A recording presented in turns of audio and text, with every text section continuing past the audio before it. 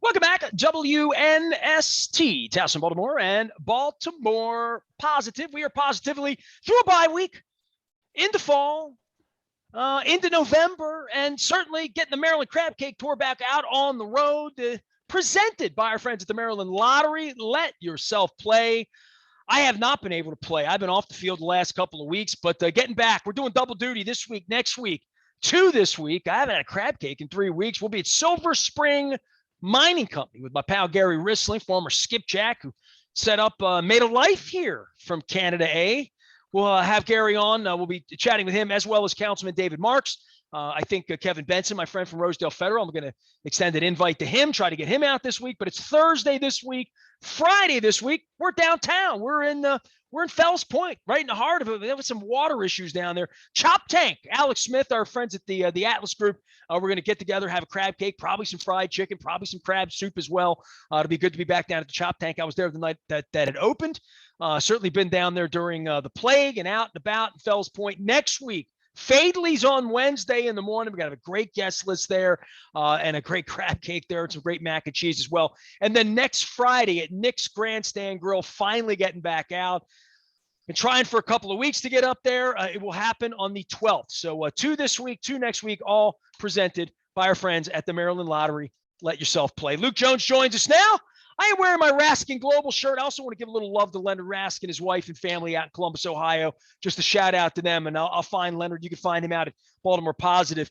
Ravens on the shelf for a week. Luke, it feels like when you sit and watch all these other games, not just the other games, but like the World Series, college football, things, a whole day of football, Monday Night Football, all of that. It feels like the Ravens haven't played in a long time, right? Especially when you watch the Bengals go out there and get kicked around a little bit. And the Browns getting kicked around a little bit. I know we talked about that earlier as to, burying the Steelers, which I never seem to do around here. But one thing the Ravens didn't do over the weekend, they didn't lose. And trading deadline, all of this happening, Halloween, interesting bye week in the middle of the season for them. The last look wasn't a good one. That usually leaves Coach Harbaugh very, very pent up during this period of time. And I don't think it's going to be hard to get motivated to play the Minnesota Vikings, especially they didn't look very good on Sunday night, did they?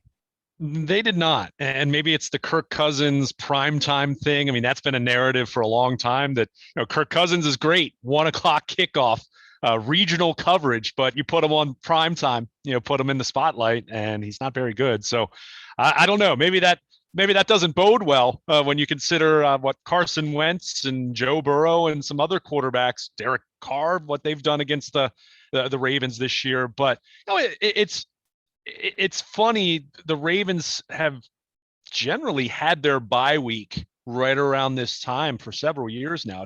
It's really fallen in the middle of the season, and it's really coincided with the trade deadline pretty nicely.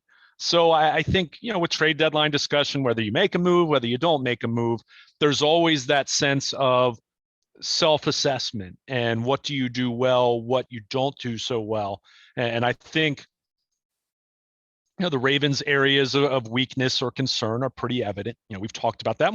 Chances are we'll continue to talk about that. But it is interesting that, you kind of look around the league and, we've talked about 4 straight weeks now. There's been a new team in the top spot in the AFC as we get to the end of the week. It was Buffalo, it was the Ravens, it was the Bengals, and now it's Tennessee. There'll be someone different next week, I'm sure. So it's just wild in that way. But it's a reminder when you haven't played for a while that you look around and say, all right, the Ravens have their issues. There's no question about that. And I think it's important not to be happy with a 5-2 record just because you had a bunch of injuries and maybe expectations were tempered at the beginning of the season, because they did have a fairly soft early season schedule. And, multiple outlets would agree, when you're looking at Football Outsiders and ESPN has their football power index and all these different outlets.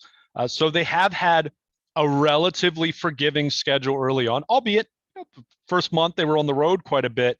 But we've talked about these 3 games coming out of the bye. I mean, Minnesota is a strange team because you look at their talent really on both sides of the ball, but you look at their skill talent offensively, and you look at some of their metrics, and I mean, you look what happened. Cooper Rush and the Cowboys doing what they did against them Sunday night. And I know they didn't have Patrick Peterson in the secondary, and Daniil Hunter goes down with a shoulder injury, which is something worth monitoring as it relates to this Sunday's game. But the Vikings, to me, they feel like a team that's doing less with more than maybe any other team in the league right now. That I feel like on paper they should be pretty good, and they've played close games, but boy, they leave you wanting.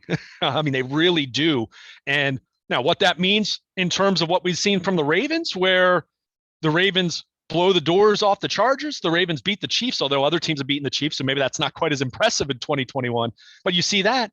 But then you see them also need a 66-yard field goal to beat the winless Detroit Lions. So I don't know what we're going to, I don't know what to expect exactly on Sunday, but some of the issues we've talked about, we can talk about the injuries in terms of what it's meant for the offensive line, certainly what it's meant for the running game and the running back position.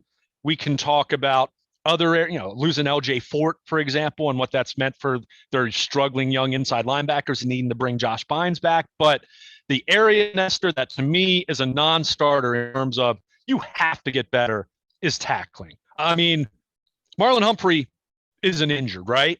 Chuck Clark and Deshaun Elliott were their starting safeties from Jump Street this year. So to me, the tackling problems they've had and what that's meant in terms of giving up big plays, that has to improve. If you're going to do anything of any note down the stretch, especially when you get into January, which, I fully expect this to be a playoff team. I still expect this team to win the division. I haven't changed my mind on that. And, the Bengals losing on Sunday only reinforces the division part. But there's a difference between winning the division and making the playoffs and wanting to do damage. And this team's got to tackle better. I mean, are you kidding me with some of what we've seen? And I wrote this at BaltimorePositive.com, my 12 Ravens thoughts going into the bye week. You can check that out. But as I'm kind of looking at this team, and I said this to you last week, but I kind of throw out the Bengals game. It's their worst game of the year. And I throw out the Chargers game, their most dominating, impressive performance of the year, if you will. So I kind of look at the first 5 games, and they're 4-1. You'll take that, right? Especially given all the injuries. But some of those issues that came to the forefront in the blowout loss to the Bengals were issues we were talking about in previous weeks. So, we'll continue to talk about the running game. We'll continue to talk about the offensive line. And, they bring in Cedric Ogbuehi, former first-round pick of the Bengals. He's on the practice squad for now. Does he fill in at right tackle for Patrick McCary eventually? Who knows? I mean, there are a lot of moving parts, and the talking about the deadline and post-deadline guys being let go. There's going to be all kinds of. I think they brought 6 or 7 different offensive linemen onto their practice squad in recent weeks. So there are issues that this team is going to continue to have, or concerns, I should say, or at least topics of interest as it relates to this roster. But for me, the tackling thing is the thing that has to get better. I mean, you can't have that. And what's crazy, I look at the Ravens defense, and going into the bye week, they were 4th in the league in third down defense. What does that tell you? That tells you situationally for stretches, they've been really good. But this tackling nonsense has led them to give up a lot of big plays. Certainly in the passing game, we've seen that be particularly true. But we said it after the Bengals game. Sometimes it's okay to bend, right? You can give up some yardage. You can give up some first downs. I mean, Jamar Chase on the long touchdown. We talked about it. It wasn't a big deal that he got a first down there. The big deal is 3 guys miss a tackle and it turns into an 80-plus yard touchdown. I mean, you just can't have that. And you're talking about veteran guys that have been guilty of that. We've picked on Patrick Queen. And I don't want to say pick on him. I mean, he's a first-round pick. I mean, second year expectation should be high. But he isn't the only one who's had tackling issues. We've talked about the injury to Marcus Peters and how that's hurt them, but Marlon Humphrey hasn't played as well as he's capable of playing, and their safeties have missed tackles, guys that are veteran, more established players. So, I keep coming back to that issue first and foremost. I mean, we can talk about other deficiencies on either side of the ball, and haven't mentioned the pass rush, for example, but the tackling, I mean, it's football 101. I mean, you just can't have that. It's that simple. And John Harbaugh said it best the day after the loss to the Bengals, until we become a more consistent tackling team, we're going to be a really mediocre defense. And he's exactly right. Luke Jones is here. He will be in Owings Mills all week long as the Ravens prepare for the Minnesota Vikings. Luke, I find it interesting your assessment of throwing out the last two games. I'm all for saying that, except that they're the last two games, and Sure. how good it could be and how bad it could be on a week-to-week basis and matchups, because the styles make fights. I don't think there's any doubt about that. But when they can't run the ball well, the tackling looks worse. You know what I mean? Yeah. And when you're not in 2nd and 2, it's a different game. And then you add sloppiness in. You know what I mean? Whether it's Matt Skura snapping issues last year, whether it's running backs not really knowing when Lamar is going to stuff it, when he's going to keep it, all of those sort of communication things. I think part of the passing issue is that he's had more time to work with Hollywood, more time to work with Mark Andrews. There's just more time. There's more familiarity. Not so much with the O-line, not so much with the running game. And I think that's one of the reasons the passing game might look a little better than the running game. And Lamar extends plays and always has that factor that he can make the first guy miss and then all hell breaks loose for the other team, right? And you could say that about a lot of guys, through the course of the history of football, whether it's Walter Payton or, Joe Washington did that here, Lydell Mitchell, that there's guys that make other guys miss. But what Lamar does is a completely different thing than anybody else has ever had behind the line of scrimmage with the ability to throw it, right? So all of those are the positives. But the offensive line and the running backs, I don't know where the fast fix on that is other than time and familiarity. And that doesn't happen when McCary's out and Villanueva's right. Now he's left. And Stanley's in. No, he's out. Boy, he's out. Boyle, is he back? Is he really back? And how will that change things? And how will he be utilized? So there's always that cavalry coming over the hill that's going to help things out. And Josh Bynes, I guess, is that, or whatever this trading deadline would be. And they have no cap space. So we're not looking at that. We would say, well, can Justin Houston be better? Can Calais Campbell be better? Can they scheme better? How do you practice tackling in week 10 when you're 30 years old and this is what you've done since you were 12? So I don't know about practicing tackling or thinking about it or studying more. But when you're there in the field of battle, this group of players has had an issue with this, and I don't know, they get coached up better in week 10, for me. Yeah. I mean, I think you're totally right on that. And it's not as though we haven't seen Marlon Humphrey tackle at a really high level in the past. I mean, you can say what you want about Patrick Queen or Malik Harrison. I mean, inexperienced guys, other guys playing that, haven't played a whole lot for the Ravens, but some of the names we've mentioned are guys that have been really good tacklers. So your hope is you can remedy that. And have you been impressed with Queen at any point? I mean, I'm just being really honest with you. I mean, if I went back to your tweets in game and say how many times we've noticed him or said there's a hell of a play, dude, I remember Ray Lewis. I'm not, I'm not new to the game, and I don't need to notice it like that because the game's different. But, there's the first round draft pick thing you put on Hollywood Brown, the thing we're about to hang on Bateman, right? That, hey, where are you? Here we are. And the thing we have with Humphrey where he got paid, Stanley got paid, one of them in there. The other one, he loves him, and there's no doubt about that. And, I follow his social media dribble, and I've seen the act, and I've seen the strip ball. When the ball pops out and Patrick Queen falls on it, look at that. First round draft picks producing.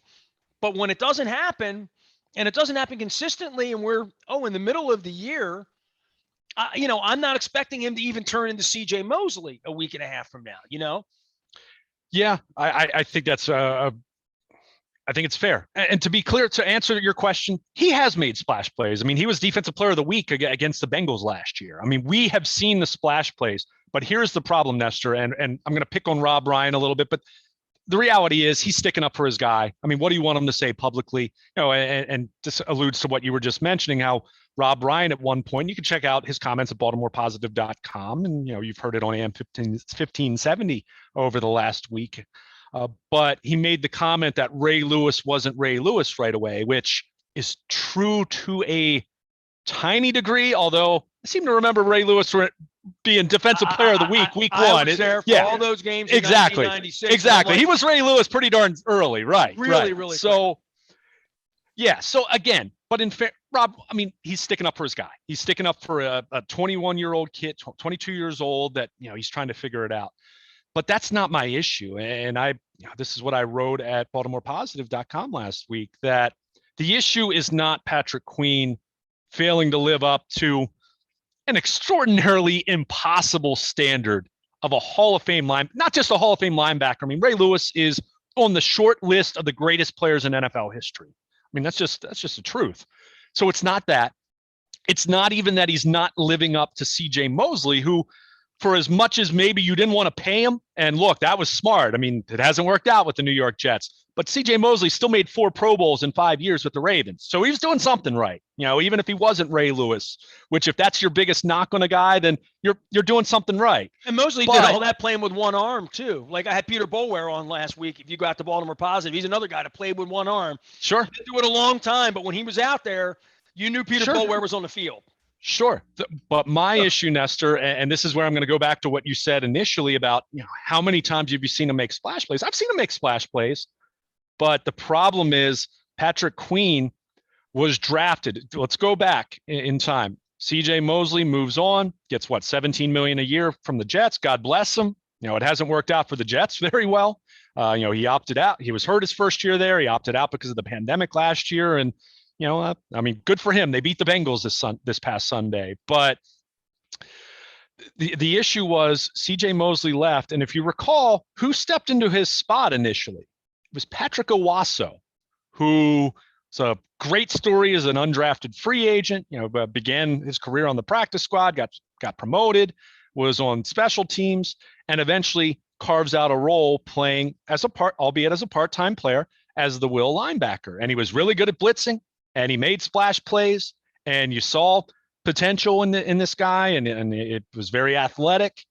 Well, the Ravens moved Patrick Owasso to the mic in 2019 and thought, okay, we're going to lose CJ Mosley, but this is going to be the guy that replaces him. Well, we know 4 weeks into that, they brought Josh Bynes and LJ Ford in because Patrick Owasso and not LJ Ford, Kenny Young could not do the job.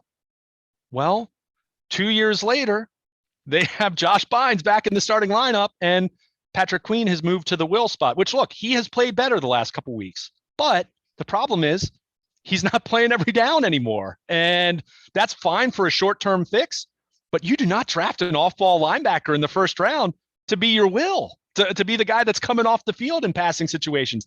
That's a late day 2 pick at best. That's as far as that profile is what that is. Yeah, I mean, well, the problem is, Patrick Queen is a little Ray Lewis. The I reason they drafted Ray Lewis is because Mike Caldwell wasn't any good.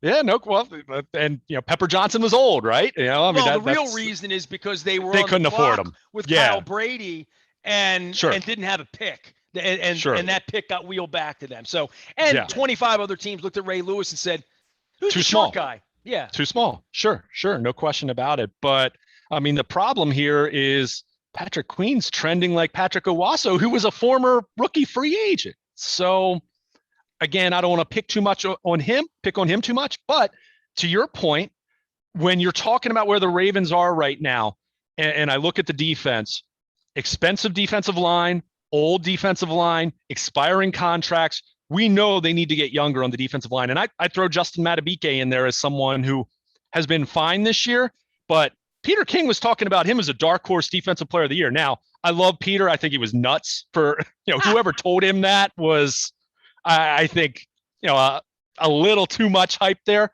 But I expected more out of Madubuike, and he's just been okay.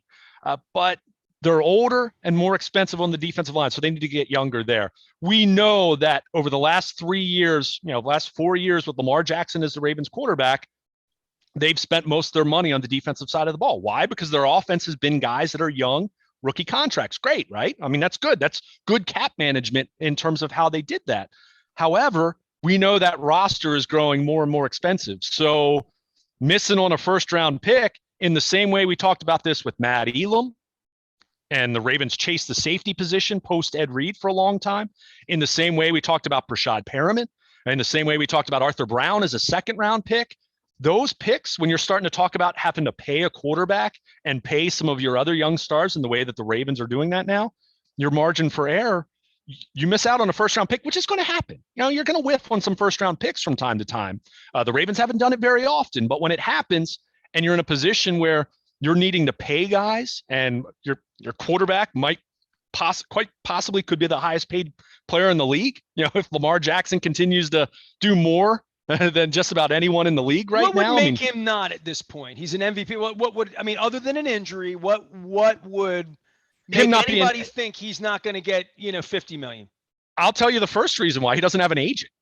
I mean, quite frankly, strictly speaking, from a business standpoint. But the point is that Patrick Queen mistake potentially, which, let's face it, right now, and again, I don't want to write the kid off. He's a year and a half into his career, but it's not moving in the right direction. Him becoming a part-time platoon guy at the will spot, it's not what you had in mind when you drafted the guy. So again, then how do you make up for that? And ultimately, when you're talking about this team moving forward, first of all, their stars need to play at their absolute best. And you mentioned Marlon Humphrey. You know me, Nestor, I'm a big Marlon Humphrey guy. I've been a big Marlon Humphrey guy since his rookie year, even though most of us, including myself, kind of looked at that pick in 2017 and kind of wondered, it's like, well, they have Jimmy Smith. They just signed Brandon Carr. You know, why are they drafting a corner? Well, you understand why now. But that said, they drafted a corner because you yelled at them for 5 straight off well, seasons. there's that. Sure. Talking about that Tom Brady. By the way, when I had Seth Wickersham on,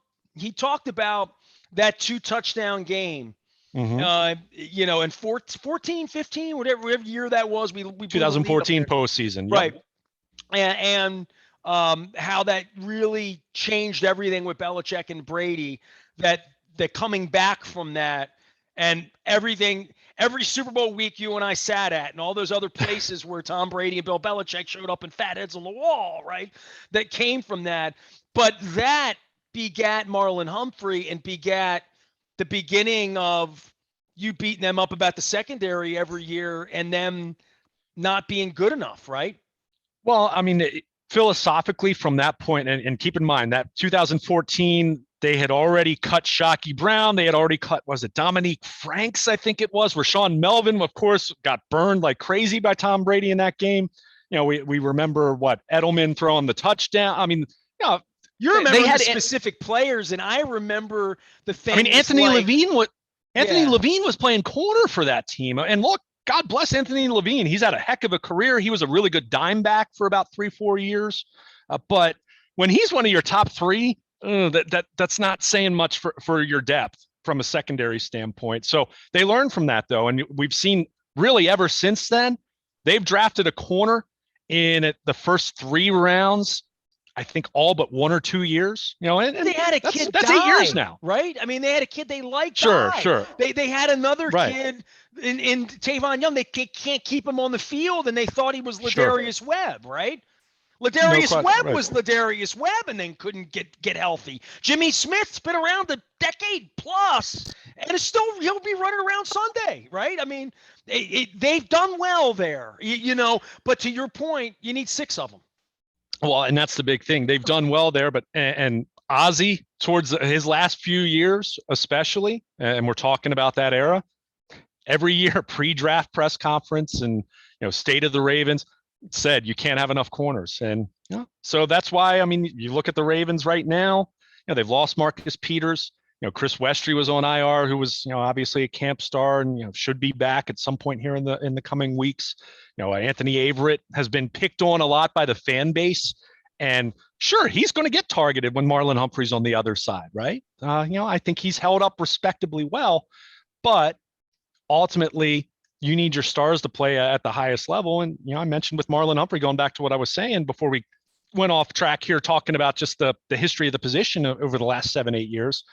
They need Marlon Humphrey to be the best version of himself. and he wasn't this past Sunday or 2 Sundays ago against Cincinnati. So you need that. You need your stars to play at their absolute best. I mean, Lamar Jackson has played fantastic football this year. He's had a couple stretches here and there where he hasn't been perfect. No one is. Tom Brady wasn't perfect on Sunday, throwing a pick late in the game with a backup quarterback beating the Buccaneers. But you need to get high level play from your young stars, that especially the ones who've been paid. That's why Ronnie Stanley not being out there is just such a killer for them. I mean, invested $100 million in this guy, and his ankle got wrecked 2 days later. Now, that's not a knock on the Ravens. It's terrible luck, but you have to try to overcome that. And that's tough. And that's where you do look at this team. It's why, the offensive line, see who they brought in different guys on the practice squad, and we'll see who's in the mix. And you hope Villanueva holds up for the whole year, knowing he's older than you'd like your left tackle to be in an ideal world. And Patrick McCarry's on the shelf right now. You hope there is a little bit of that for giving a quarterback $50 million.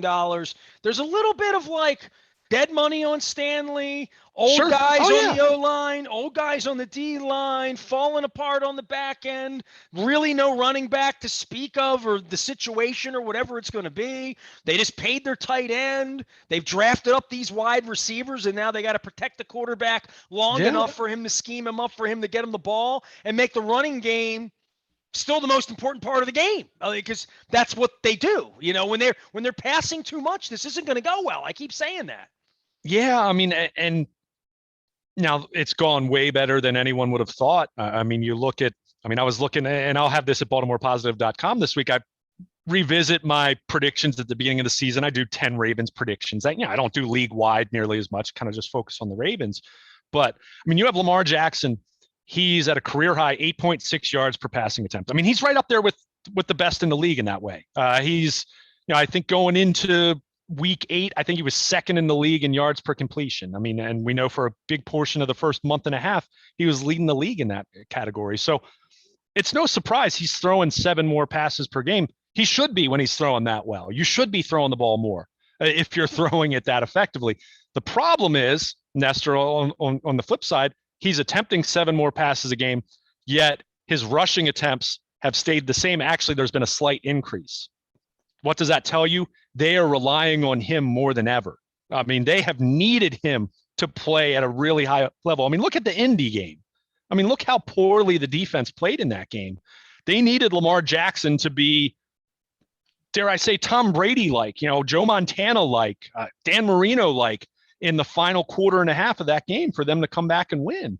But you're asking him, you're depending on him doing so much when he's your entire running game right now. I mean, that's just the truth. I mean, they're just not getting much from these other running backs, not young. They're certainly not young, older running backs that lack explosiveness. You have Tyson Williams, who I think it's evident they don't trust him, whether it's they don't like his vision, whether it's seeing him late in the game against the Bengals where, Lamar's trying to change a play and he didn't know what he was doing. We're not around it anymore to know why he's in the outhouse, right? But there's something about putting him in the outhouse that 3 veteran backs that don't even know the playbook, and Le'Veon Bell looks like he's in quicksand.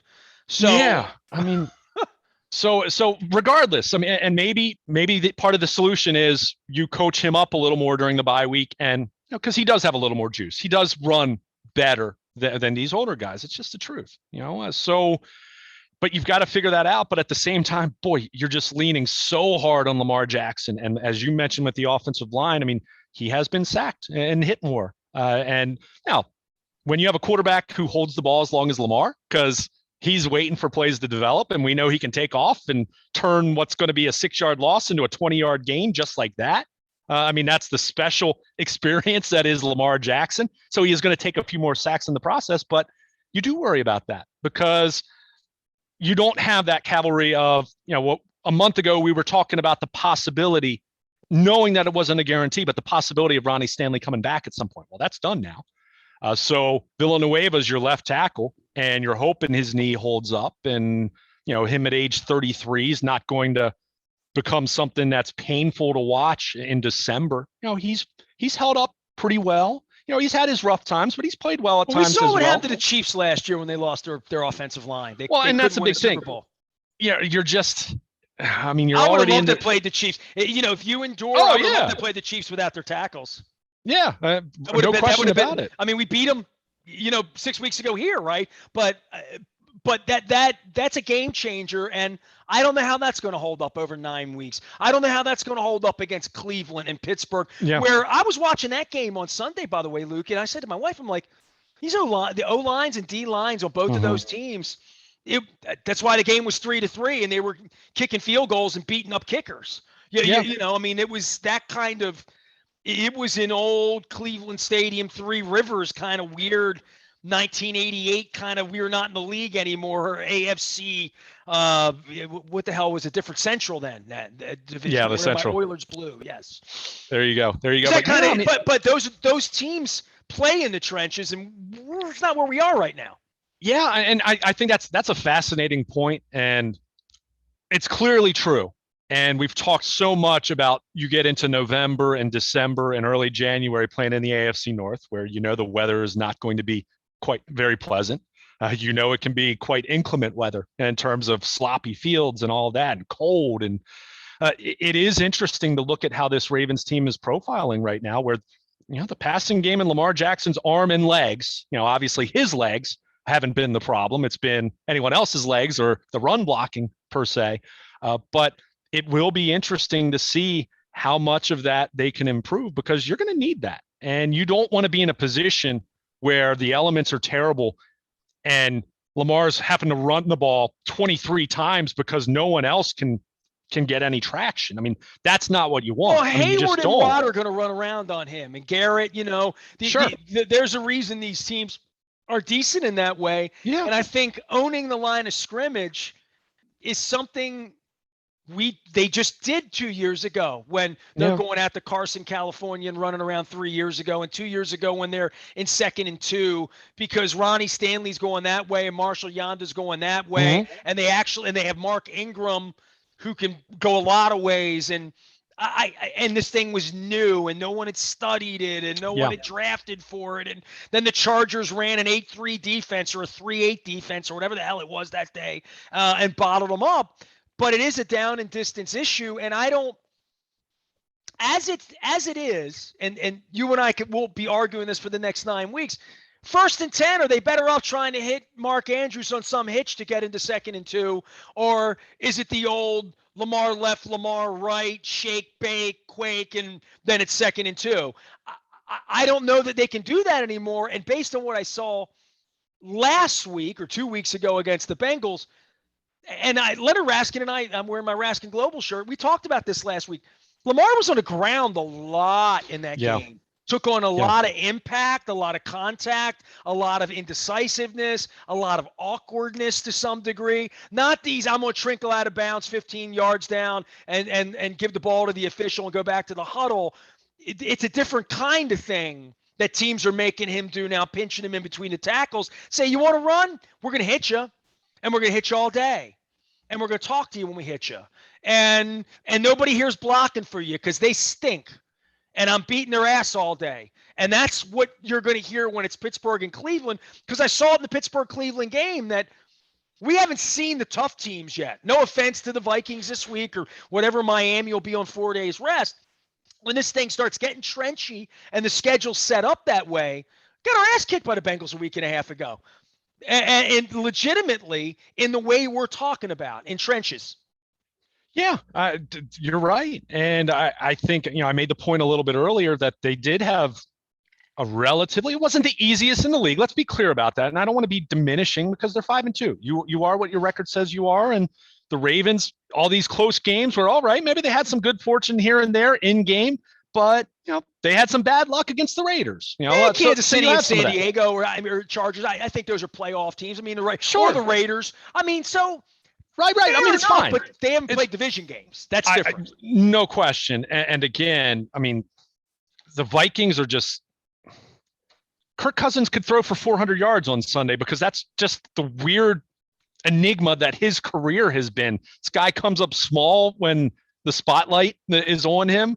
And then when it's a 1 o'clock regional game that a tiny fraction of the country's watching, he looks like a top 5 quarterback then. So who knows? And by the way, on the last drive, because I stayed up late, his running back gets him completely blown up by making the wrong block. So when you talk about stuff that happens with Lamar and running backs who are Tyson Williams or are Le'Veon, guys that have had the playbook for a week or two, things that happen out there that get your quarterback killed.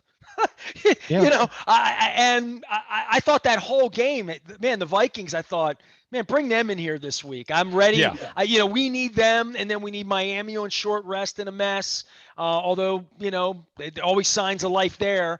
And then the Chicago thing, like, these were 3 winnable games, no matter what happened with the Bengals, and you can feel pretty good about yourself if you're 8-2, and then you got to go fight in the division. And as long as Lamar's upright, Nick Boyle's upright, you don't start losing more bodies and the Calais Campbells, the veteran guys that they're going to need.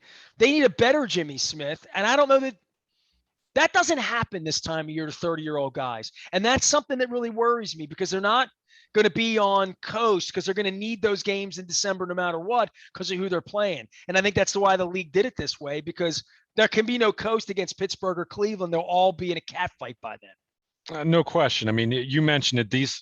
And I said this to you last week, these next 3 games, for me, it's kind of, you better win, because if you don't, you're starting to look at the math, and you look at their final 7 games. I mean, they're all against teams that are 500 or better. And, the worst of that bunch is Cleveland, which that feels like a 4-3, 3-4 treacherous area. It doesn't feel like blowouts. It doesn't feel like 2nd and 2, 1st and 10 touchdown. Doesn't feel like 17 it's gonna be a grind at halftime.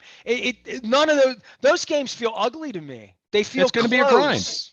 Yeah, I mean, whether you're throwing the ball or not, it's going to be a grind. I mean, the season's been a grind. That's why I said throw out the Chargers game, throw out the Bengals game. They were both really weird, but issues that came up in that Bengals game were issues we were talking about before, not running with anyone other than Lamar, as far as inability there, tackling, pass defense. I mean, these were things we were talking about from the Raiders game on. We talked about it in the second half of the Detroit game.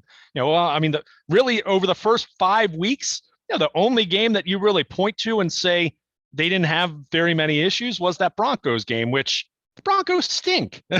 And by the way, the Washington football team lose to them. But you look at the final 7 weeks. I mean, Cleveland, at Pittsburgh, at Cleveland, Green Bay, who has looked really good, just handed the Cardinals their first loss when Aaron Rodgers didn't have his top receivers on the field. At Cincinnati, which, Bengals lost to the Jets aside. I think the Bengals are clearly better. Maybe they're not the class of the AFC, or the AFC North, the way people were trying to crown them this past week. But then against the Rams, who have looked really good. And then you're home against Pittsburgh week 18, which I don't know what in the same way we're talking about some of the Ravens veterans, I don't know what Ben Roethlisberger is going to look like January. Then. Yeah. So you just don't know. I mean, we talk about the war of attrition, and now you tack another week onto it, right? With injuries. So it is going to be crazy. But my preseason prediction, and this was post losing the number of guys that they did, I picked the Ravens to win the division at 12-5. If you win these next 3 weeks, I think you're in a really good position to be on that track. And I think 12-5. In my mind, wins this division and could win it by 2 games, but quite possibly. But that doesn't mean that it's just going to be a walk in the park. And areas that have been weak for this team or problematic for this team, they got to figure some things out. But I like something that you said, not that I like it for the Ravens. I like the point that you made, though, in terms of talking about these 30-somethings. That defensive line, I mean, Calais Campbell, they've leaned on him a lot. He has played a lot of snaps, and he's played really well, to his credit. Now, people say, he only has a half sack, and he's the kind of guy that if you're watching the game, you see how disruptive he's been. But I think he's probably played more than you would like him to have to play. And I mean, remember the COVID, the close contacts game, they didn't have Matabike, they didn't have Brandon Williams, but he's the guy that has played really well, but he's 35. And if he's playing so much in September and October, what is that going to look like come December? We know Brandon Williams' injury history. I don't think Brandon Williams has played his best football this year. It's father time catching up with him. Derek Wolfe has not been on the field.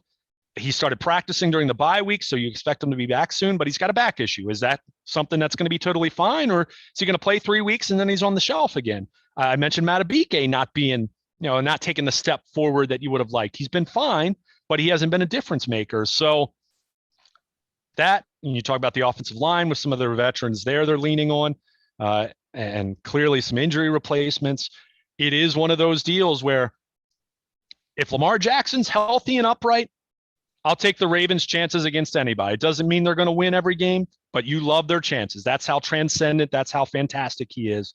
But ultimately, he is going to need some help along the way, right? And you do worry about some of those positions that we've mentioned that are problematic. And because of their injuries, there's some positions right now, they're kind of holding on by a thread. And if you have one more injury at the wrong spot, something that's problematic becomes more crisis-like. And that's what does concern me about the Ravens.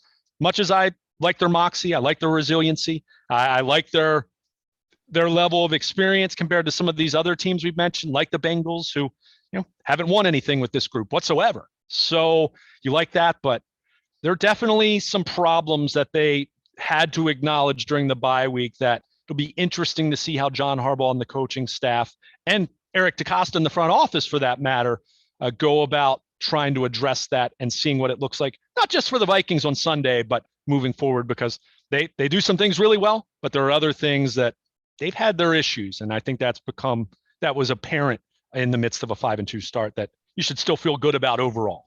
Luke is out in Owings Mills. He'll be out there all week. You can find him, Luke, at WNST.net. And, of course, Baltimore Luke out on the social media thing. I am everywhere out on social media. Y'all are Facebook, Twitter, LinkedIn, Instagram, wherever things are happening this week. The Vikings are in. Probably no snowstorm pictures, but we're going to get out and have some crab cakes this week. I know the weather's changing. It's sweater weather, as they say, but it's November. Thursday, we'll be presenting the Maryland Crab Cake Tour at Silver Spring Mining Company in White Marsh, Perry Hall, Bel Air Road. Let yourself play and come on out on Thursday, have a crab cake. Luke, I talk about the crab cakes and online. I had to apologize. I couldn't make it last week. I had back issue spasm thing that set off all sorts of terrible things that happened to me Friday. But I'm back on the field, feeling much better than I felt. And people were like, get the crab pretzel, get the ribs. I'm like, I'm going to get the crab cake. I'm going to get all of that. And then Friday, I'm going to be down at Chop Tank with our friends at the Atlas Group and Alex Smith. And I've had the crab cake there, and I've had the fried chicken there, and I've had some of the sides there, including the crab soup. So we're going to be at Chop Tank in Fells Point on Friday, both of those from 2 until 5. Our mayor, Brandon Scott, will be joining us at Coco's Pub on the 17th. Next week, we're at Fadley's on Wednesday. We're going to have some great guests for that one with Don Moeller as well. And then next Friday, finally on the 12th, that's the 10th at Fadley's, the 12th, we're going to be up at Nick's Grandstand Grill. All of it presented by the Maryland Lottery. Let yourself play. They actually gave me a mask to wear. So if I'm indoor, I'm going to probably be putting this one on here. All of our sponsors have been great through this bye week period of time. You hear them, feel them, see them. We talk about them all the time. They do power us up here before and after the bye. We're getting ready for the holiday season, and got some new sponsors here as well. So all is well. I am Nestor. We are WNST, AM 1570, Towson, Baltimore. We never stop talking. The Maryland Crab Cake Tour, Ravens football, and Baltimore Positive.